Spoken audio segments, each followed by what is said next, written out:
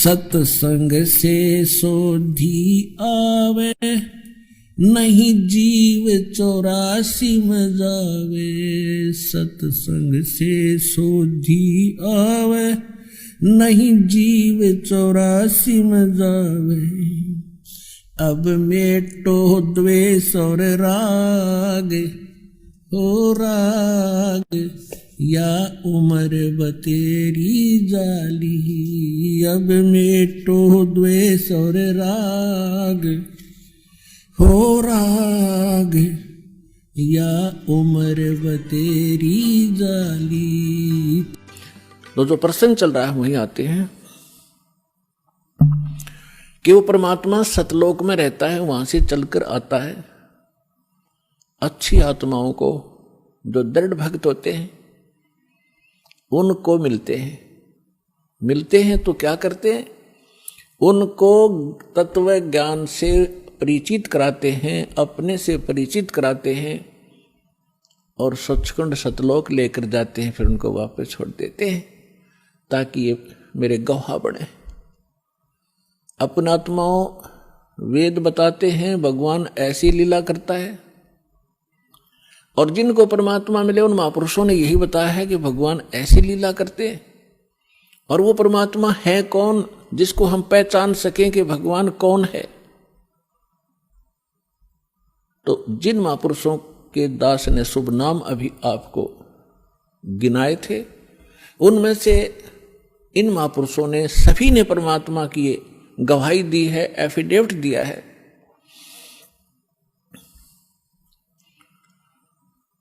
आदरणीय धर्मदास साहिब जी ने यही कहा है, और यही मलुकदास जी साहिब ने कहा है कि सतलोक से चलकर आए, अमर लोक से चलकर आए, गति करके आते हैं परमात्मा। काटन काल की जंजीर, काल ने हमारे को क्रम बंधनों से बांध रखा है, और क्रम के बंधन को समर्थ परमात्मा सत्य पुरुष ही काट सकता है, परम अक्षर ब्रह्म ही काट सकता है। कर्म के बंधन को, कर्म को, प्रारब्ध में किस्मत में लिखे हुए लेख को या संचित कर्म को न तो श्री ब्रह्मा, ना श्री विष्णु, ना श्री शिव, ना देवी दुर्गा, और ना ब्रह्म ना परब्रह्म, केवल परम अक्षर ब्रह्म ही काट सकता है। वो इसके अतिरिक्त और नहीं उस कर्म की बेड़ी को नहीं काट सकते।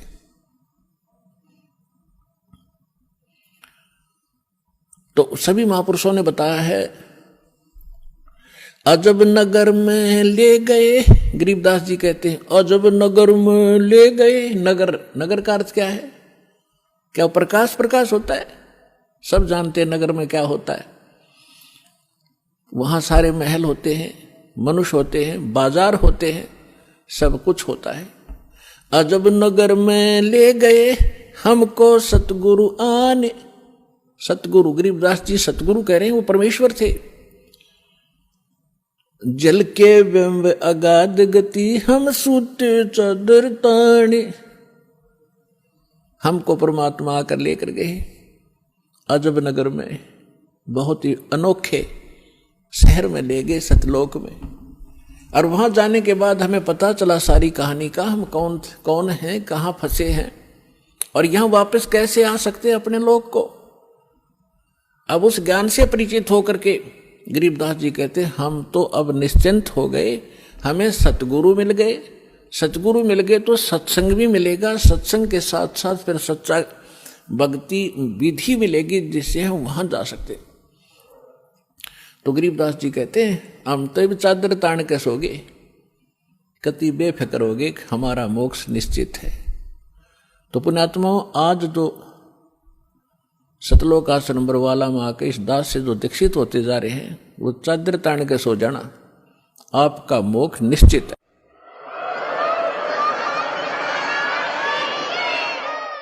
लेकिन रहना मर्यादा में, और मर्यादा में भी तभी रहोगे जब आपको यहाँ का दुख दिखेगा और वहाँ के सतलोक के सुख का आपको आभास होगा।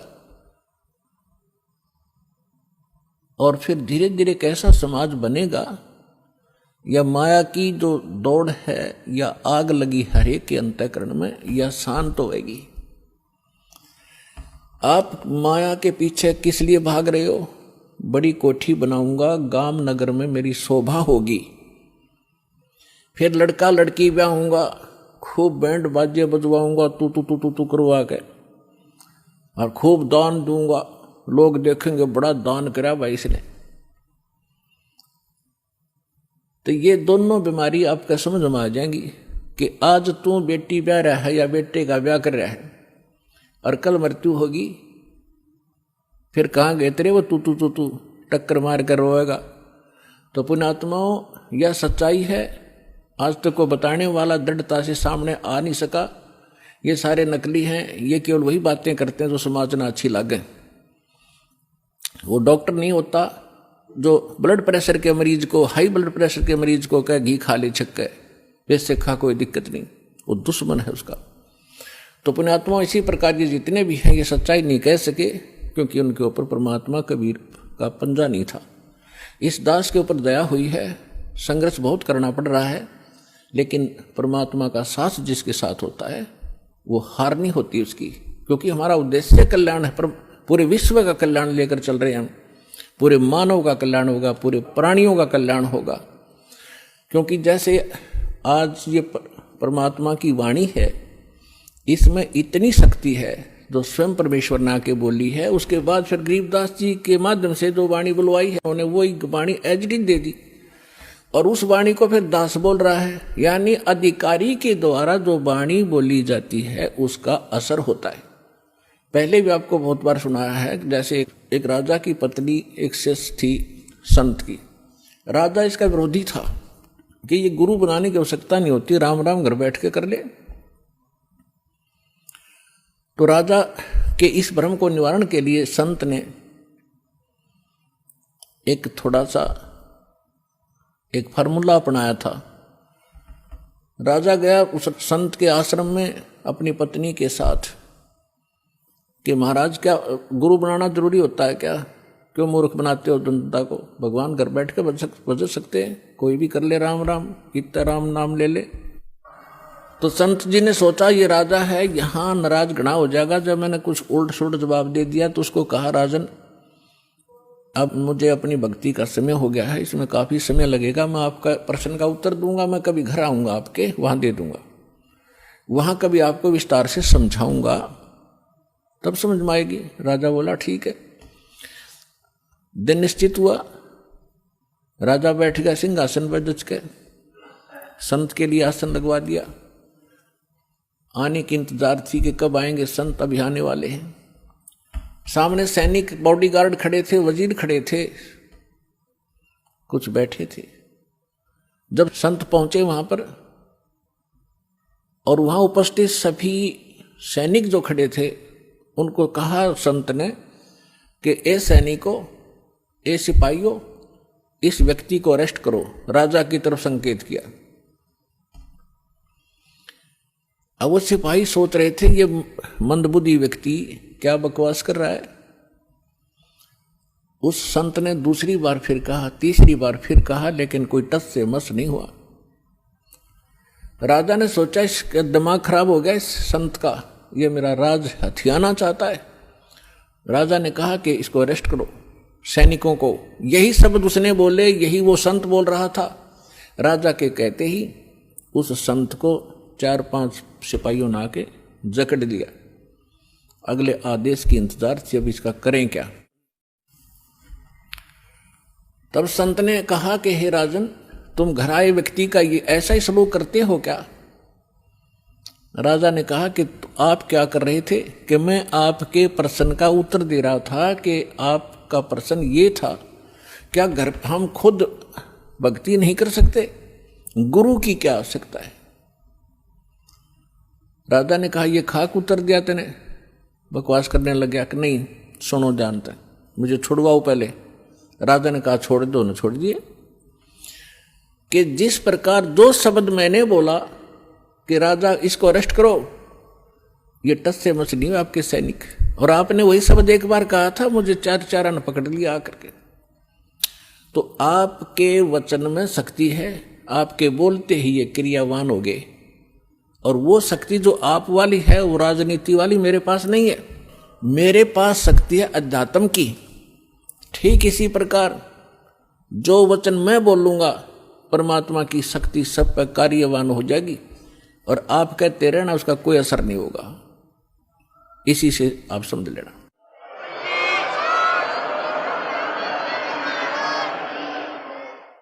तो इसी प्रकार ये दास उस परमात्मा का कृपा पात्र है, उसी की कृपा से ये सच्चा ज्ञान आप तक पहुंच पा रहा है।